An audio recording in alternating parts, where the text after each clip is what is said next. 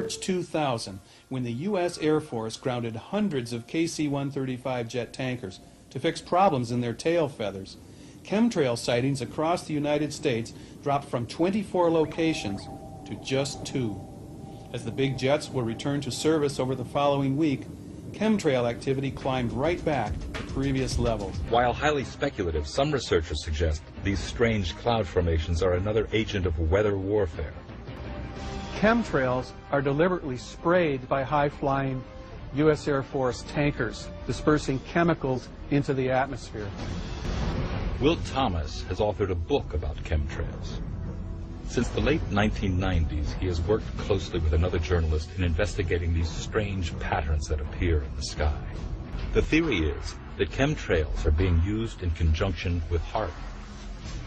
By spraying metal oxides into the air above enemy skies, then directing ELF waves from HAARP to heat those metal oxides, the temperature of the sky is raised to more than 100 degrees Fahrenheit, preventing the accumulation of water vapor that would otherwise form clouds and produce rainfall. It's not all good in the neighborhood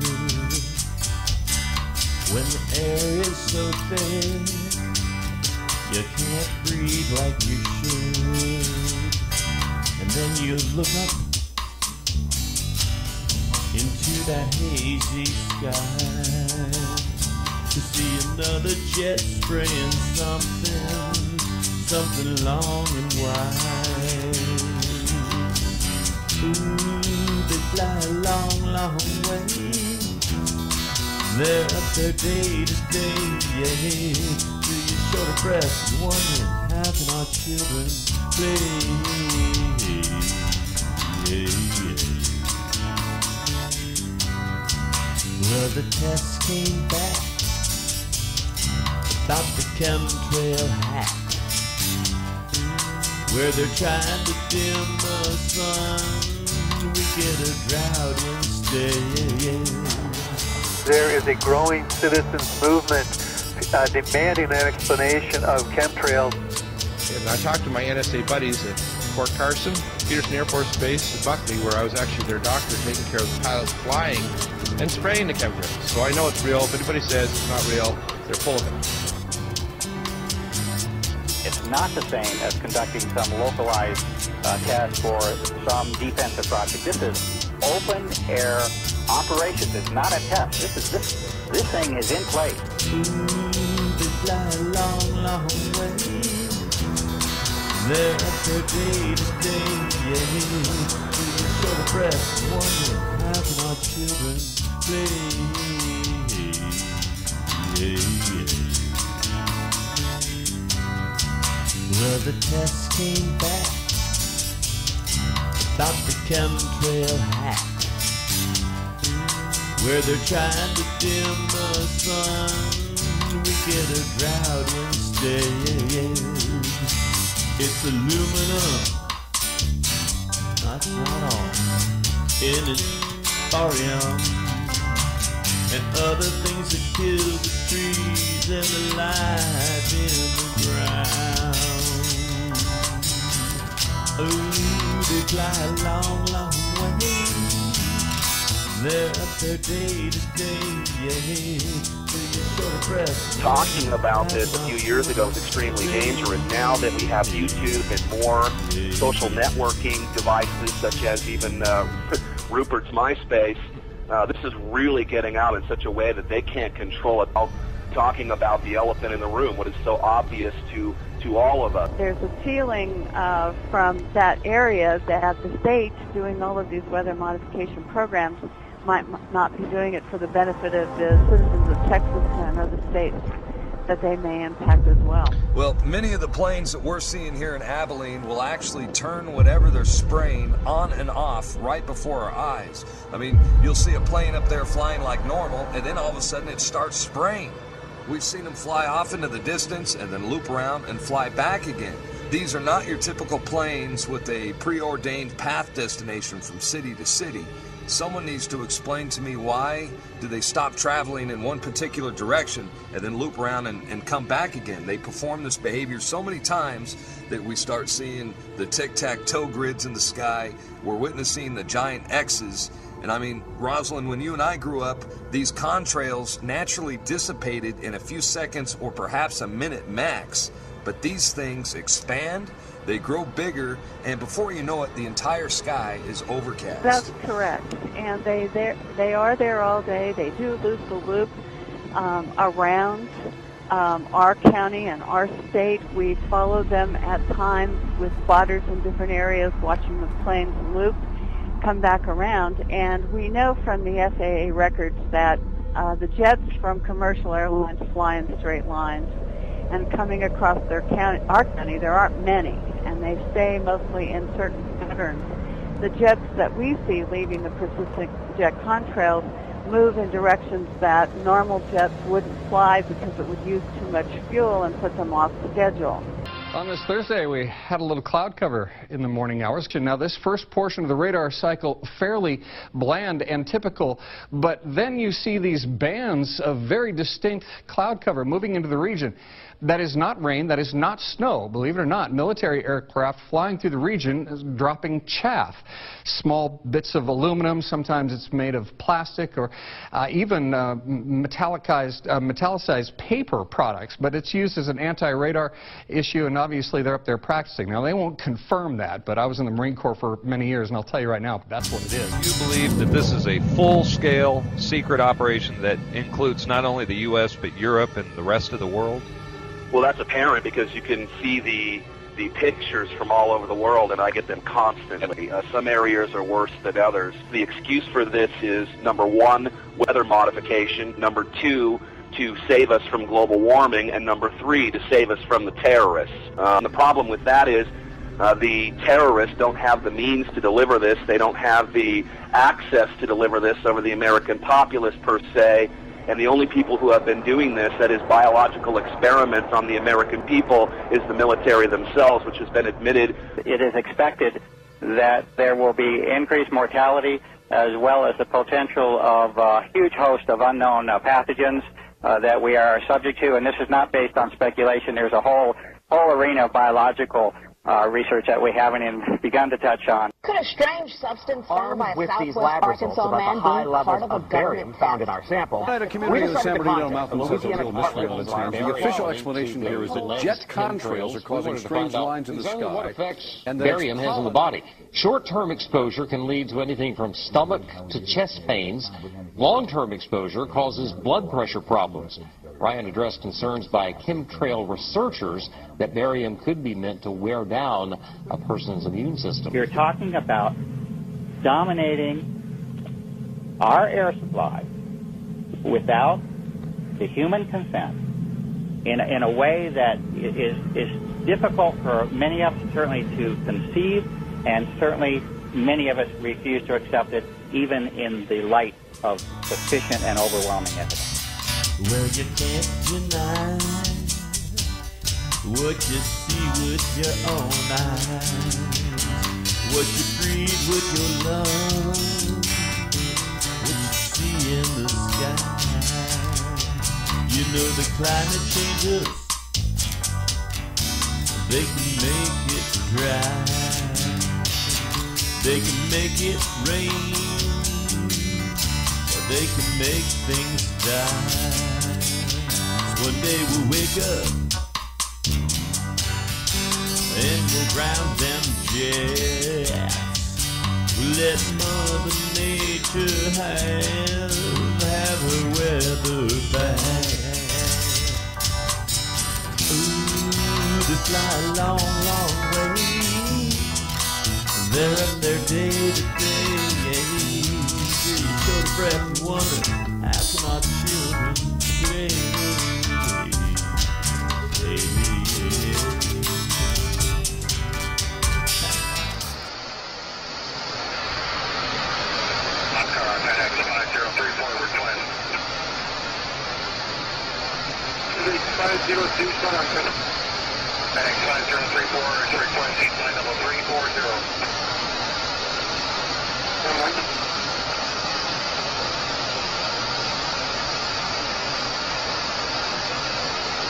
Unit 5034, keep the ready to move on this one. Roger,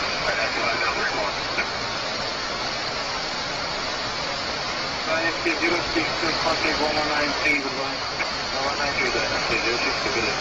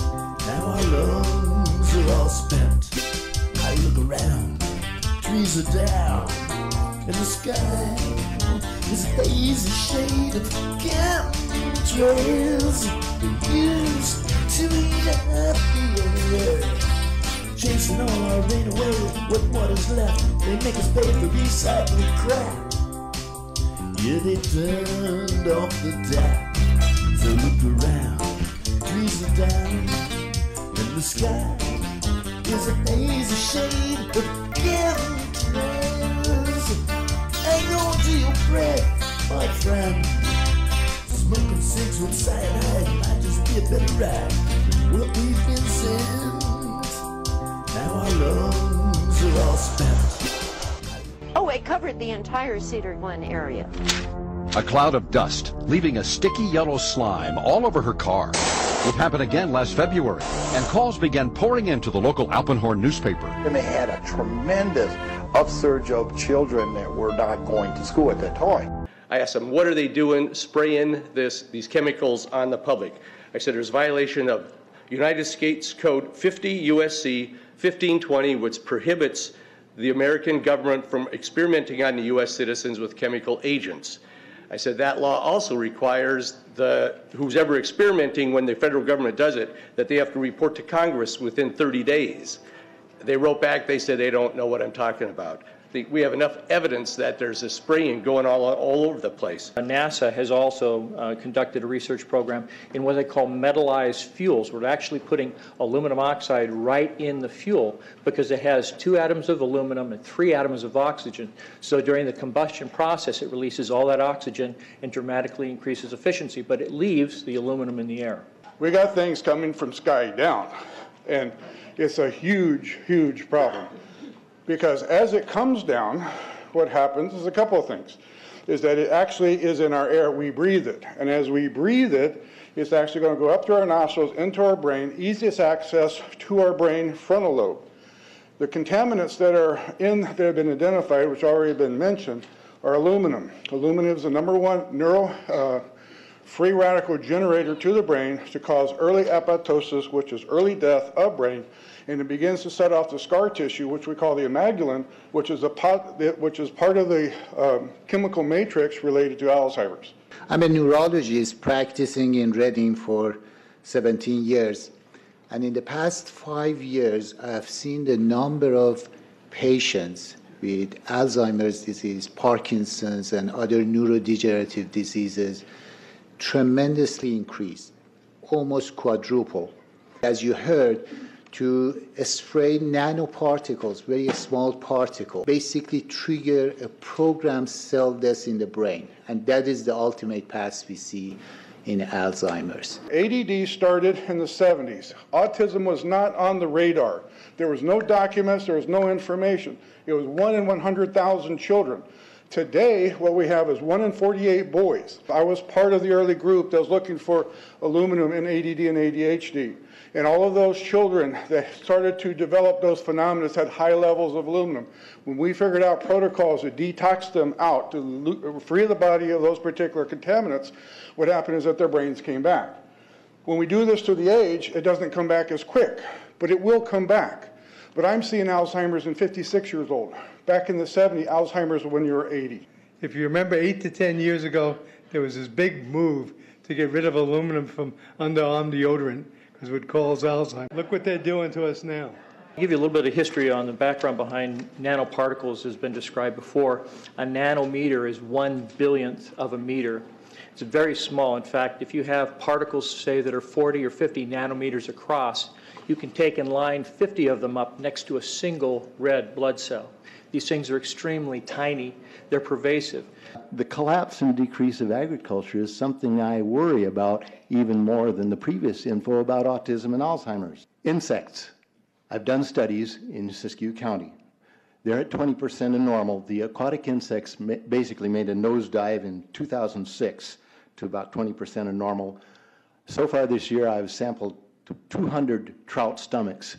98% of them are empty. So sorry about the trout fishing fellows. The mayflies, stoneflies, dipterus, and caddisflies are damn near gone. The terrestrial sampling is down to about 20% of normal, except for pest species like ants. We're seeing a loss of the major bird species, and as the gentleman said, the ecosystem is unraveling, and Audubon's been telling you that for years. The materials that are going into the environment right now, aluminum oxide nanoparticles and barium nanoparticles, these just happen to be the same materials that they use in nanothermate explosives. And so when this stuff settles down out of the air into the environment, it is small enough to be absorbed through the root structure of the trees in the forest. And so when there's a forest fire, and there will be a forest fire, those fires burn dramatically hotter. The point is that the cost of firefighting, the cost in the healthcare system have nearly doubled in the last 10 years. The amount of acreage is lost because of fires. The impact on human health is dramatic. I personally tested water and aluminum, and I found aluminum had 47 times the normal expected amounts. Strontium had 10 to 20 times the amounts. Barium was 20 times. This is what the stuff looks like here. Collected, most people just think it's a cobweb, but I tested it. It has outrageous amounts of barium, strontium, and aluminum, but they destroy the sample, so I'm not letting this get away from me. I'm unable in my garden to restore normal pH, and that's because nanoparticles are now in the circulatory systems of both plants and humans. The Air Force conducted a study starting in 1993. It was called In Vitro Toxicity of Aluminum Nanoparticles in Rat Alveolar Macrophages. That's a real fancy way of saying testing the effect of aluminum nanoparticles on the white blood cells in the little air sacs in your lung, the alveoli. And what they found in this 8-year study was that these particles, when you're exposed to long enough, it suppresses the ability of your white blood cells to defend you from airborne infections coming into your lungs. So it suppresses your immune system. But they also found that these same particles, once they get into your system, they can actually go through the barrier in each one of the cells. They get inside the cells, and these particles can actually suppress the ability of mitochondria, which are in the cells that help to gobble up toxins and things that would be harmful to the nucleus and the reproduction process of the cells in your body. These processes are suppressed, and so essentially by breathing this material in, your immune system is dramatically suppressed. What is geoengineering for those that are not yet familiar with this issue? Geoengineering is climate manipulation on a global scale. It's the attempt to manipulate Earth's life support systems. It involves a number of various layers. The largest and most visible, of course, is the saturation of the atmosphere with reflective, light-scattering metallic particles. This is called solar radiation management, stratospheric aerosol geoengineering, stratospheric aerosol injection. Climate engineering, although the stated purpose, again, is to block some of the sun's incoming thermal radiation. That's what solar radiation management is that I mentioned earlier. But of course, it traps heat as well, and does everything else I said. Shreds the ozone layer, disrupts the hydrological cycle. It's like the pharmaceutical cure for planet Earth. How many commercials do we see now that state, take this for that, and by the way, there's 50 other side effects that are worse by far than what you're trying to cure. The next commercial is usually an attorney telling you who to sue. So climate engineering is shredding the ozone layer. We're seeing UVB levels that are as much as 1,000% higher than we're being told. We're told by all major agencies that no more than 5% of all incoming UV should be UVB. and no UVC. We're getting slight UVC readings on the surface, which we're told stops 100,000 feet up, and we're getting UVB readings that are 60%. It's burning the bark off of trees. About 150 patents exist. They don't give patents if there's not a functional process going on. So those that think that the climate is not damaged, that if climate engineering stopped, everything would go back to normal, this is not reality. It's simply not reality. The single greatest mathematical effect on the Earth's climate system today is climate engineering, and there's no legitimate discussion of the climate without including climate engineering first and foremost. Weather warfare. In Thailand, Thailand refused the U.S. a military base that they told Thailand was for weather monitoring. The Thai government apparently knew it was for weather manipulation. They refused the base. Thailand immediately found itself underneath record floods. We know and have proof of chemical ice nucleation for snowstorms. The Chinese government stated it openly. Mainstream media covered it for any who care to look. Google Chinese scientists create artificial snowstorms. The Chinese government openly admitted this till they did $1 billion worth of damage to Beijing, $1 billion with a B. So we know this is going on, and when you have climate engineering, you cannot separate that from biological warfare. You cannot. So we have a climate science community that is either clinically blind, in total denial, or lying for a paycheck. How can you have the largest scientific panel in human history, the IPCC, 2,000 climatologists, that cannot recognize this atrocity in our skies? How is that possible? So the degree to which academia has been hijacked and compromised is hard to believe at this point. How much technology has been suppressed in order to keep the fossil fuel paradigm going? How much? We don't know. We can't know. Populations also have to take some responsibility because the power structure, the military-industrial complex will never, ever admit defeat. Never. They will keep this machine grinding on till there's nothing left. It's their mentality. Never do they admit defeat. We must reach our military brothers and sisters who are being told they're doing something for the common good with the aerosol operations. That's what they're being told. I know that's what they're being told. I've talked to a KC-135 pilot. I've talked to a few other people. We must reach them and make them realize they are killing their own along with the rest of us. They're not helping, they're hurting. So I salute our military brothers and sisters. But I was told, one more note on this, I talked to an insider with these programs. I can't release his name, but I published the conversation. And here's what he said. The government will never disclose these programs because they know if the public found out, and I'm quoting, they would find those responsible and shoot them in front of a firing squad. They know how the public will react to this. It's up to us to expose it. The atmosphere is as thin as a layer of paint on a basketball. Try to get your arms around that. That's what allows us to live here, and how many take that for granted, and how long can you experiment with that and still survive on this planet? And we're about to find out. If this continues, we're about to find out. If the insects die and the trees die, we'll be right behind them. I assure you, we'll be right behind them. And all are dying. I know and love trees. My father was an arborist, and they're dying everywhere. Everybody needs to try to help others to clear their lens. I've been in Barbara Boxer's office. I've spoken in front of the California Energy Commission. I've spoken in front of CARB. I recently had an encounter with Congressman Doug LaMalfa. That was on film. A week earlier, he told me if I gave him credible data, he would address this issue. He's had data for a year, done nothing with it, but I confronted him publicly. So the following week, I confronted him publicly again. Gave him data from California EPA, and his staffers have now told me that they don't recognize California EPA as a credible source of data. So where do you go with that? And this is my point. It's up to us. It's up to us to make the media cover this, because too many people are lying and denying for a paycheck while we all go down with the ship.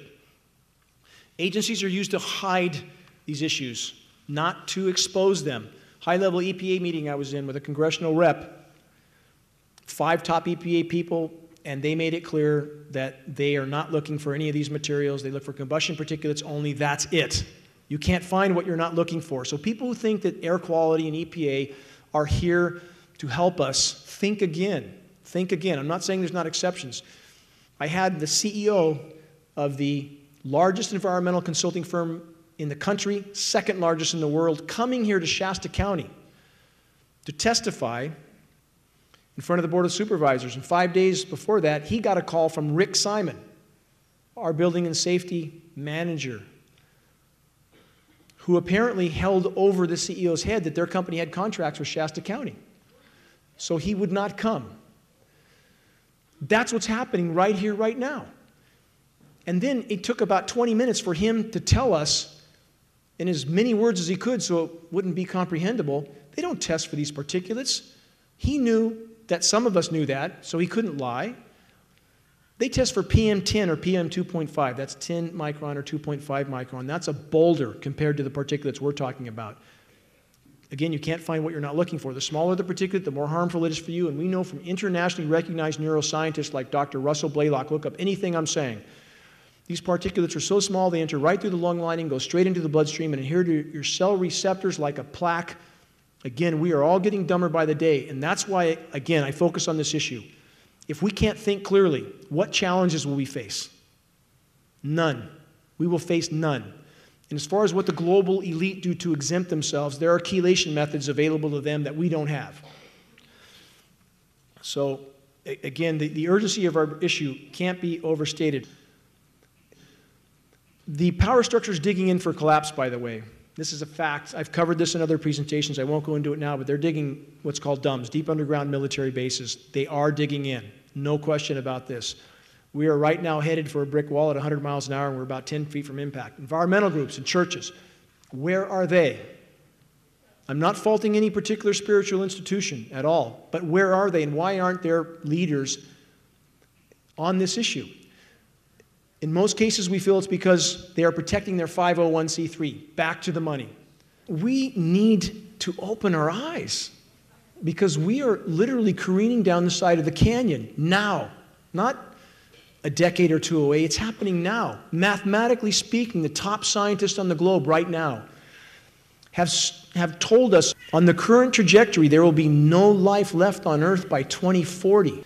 But these top 80 scientists were just excluded from a methane meeting in the UK because media and governments don't want that out. These methane scientists state this, again, the overall consequences of climate engineering. Methane is releasing from the Arctic right now. Climate engineering has made this worse, not better. This shouldn't be a surprise. When you interfere with Earth's natural systems, it makes things worse, not better. So the latest observations from the Arctic, we're seeing methane plumes 150 kilometers wide. Methane's entering the atmosphere. There's enough methane there to mathematically cause a Permian-style mass extinction 100 times over. Climate engineering has altered upper-level wind currents. That's altered ocean currents. Now we have warm water pumping straight into the Arctic. We have a shredded ozone layer. Why? People ask why. Why would they do this? It's about power and control. It's always been about power and control.